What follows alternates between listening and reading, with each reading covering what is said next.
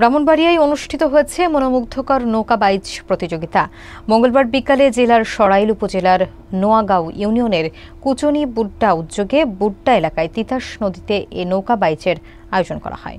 বিস্তারিত দেখুন শাহাগীর মৃধার প্রতিবেদনে।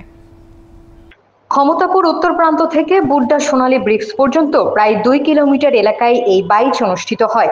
নদীর তীরে হাজারো দর্শকের উপস্থিতিতে মুখরিত হয়ে ওঠে তিতাস পাড়ের এই জনপদ।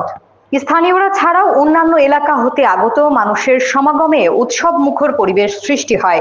নদীতে ভাড়া করা নৌকা নিয়ে দর্শকদের ঢল নামে। নারীদের বিপুল উপস্থিতি নতুন মাত্রা যোগ করেছে এই নৌকা বাইচ প্রতিযোগিতা।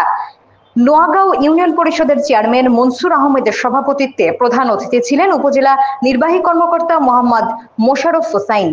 বিশেষ অতিথি হিসেবে উপস্থিত ছিলেন বিএনপির সভাপতি আনিসুল ইসলাম ঠাকুর, সাবেক সাধারণ সম্পাদক আনোয়ার হোসেন মাস্টার, সাংগঠনিক সম্পাদক ডিএম দুলাল, সদর ইউনিয়ন পরিষদের চেয়ারম্যান আব্দুল জব্বার সহ আরো অনেকে।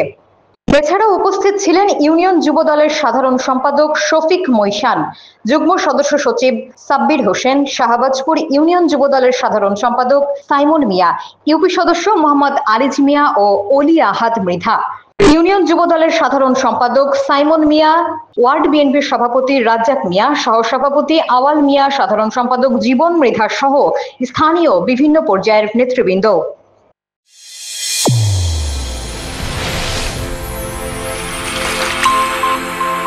চ্যানেল A1 হৃদয়ের স্পন্দন।